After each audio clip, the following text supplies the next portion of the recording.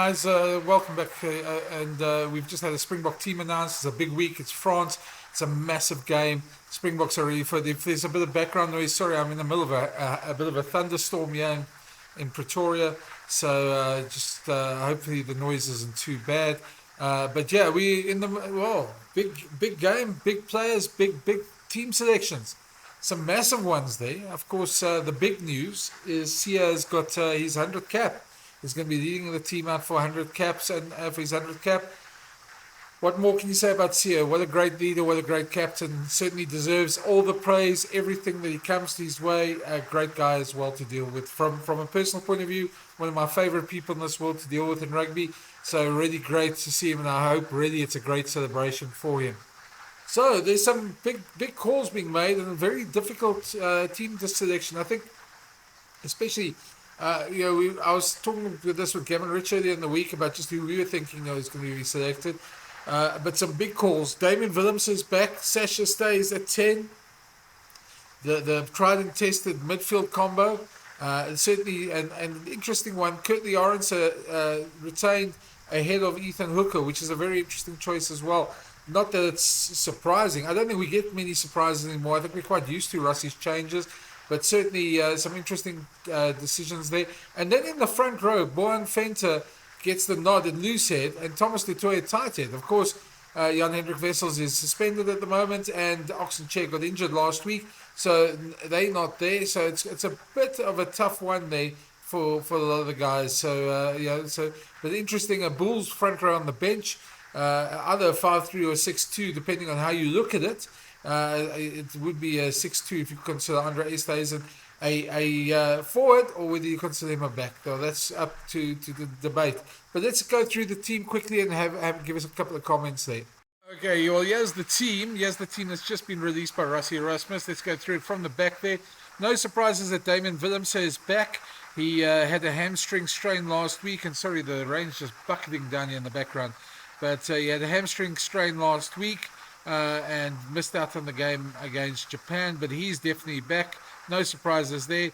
Cheslin Colby, Curtly Orange, sort of preferred ahead of Ethan Hooker. I suppose part of that is the fact that Curtly Orange has scored in that 2023 game, scored 2 tries last week. He's a try-scoring machine. And the Boks aren't afraid. They know, even though they've got shorter wingers, their scrum cap wingers are certainly going to go up against some of the best in the world. So they're quite happy there.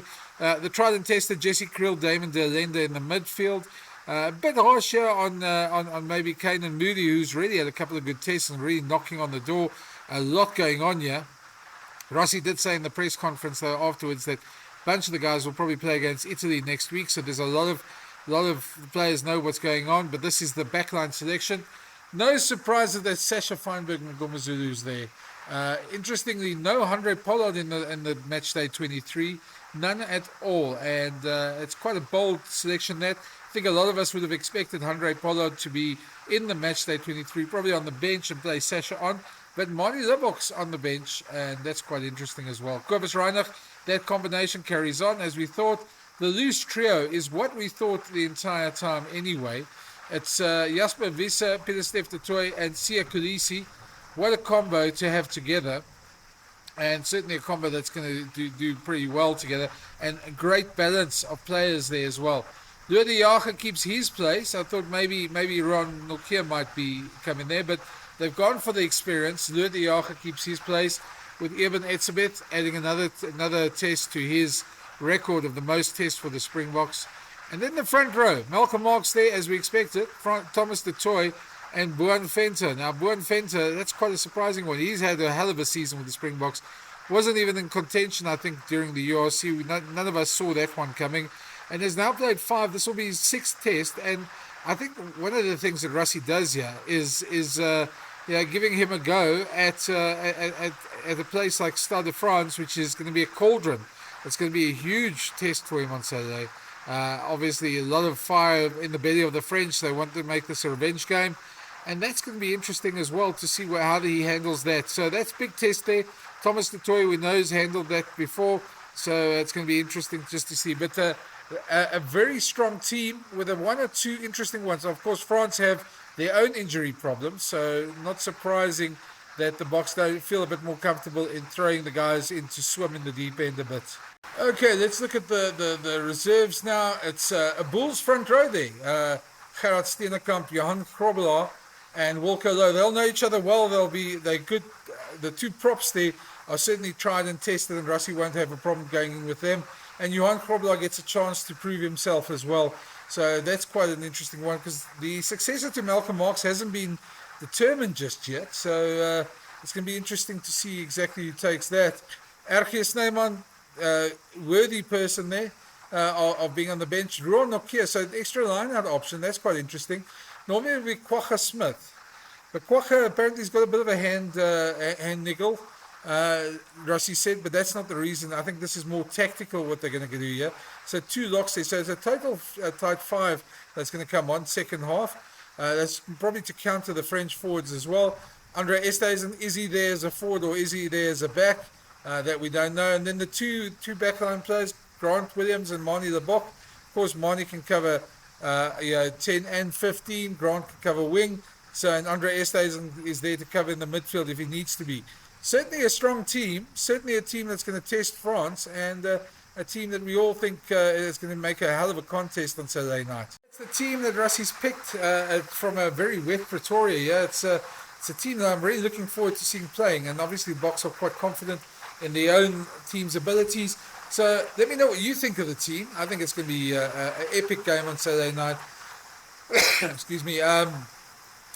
Yeah, I think the French have been chomping at the bit, and we're waiting to see what happens there. But I think, honestly now, this is one of the biggest games of the year. Yeah, it's going to be late night, it's going to be tense, and we know the French are going to come for the Springboks. So let's see what happens. Let me know who you thought should be in. Who do you think would you have chosen? And did you think it's the right thing to leave Andre Pollard out? That's an interesting one. But the Boks obviously quite confident in what they decided to do. And yeah, let me know your thoughts. So if you haven't already, smash the subscribe button, help us grow this channel.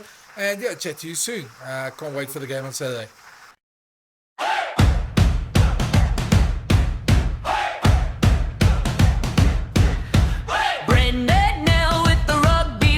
Breaking down plays with the fan base troop.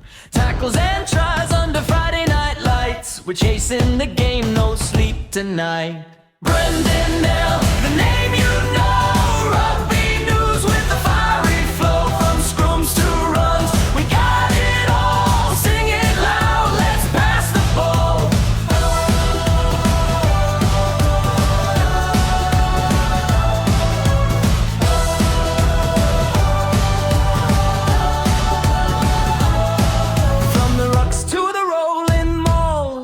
Every whistle, every call, stats and chats, we break it down for the rugby kings and the try-line crown. Brendan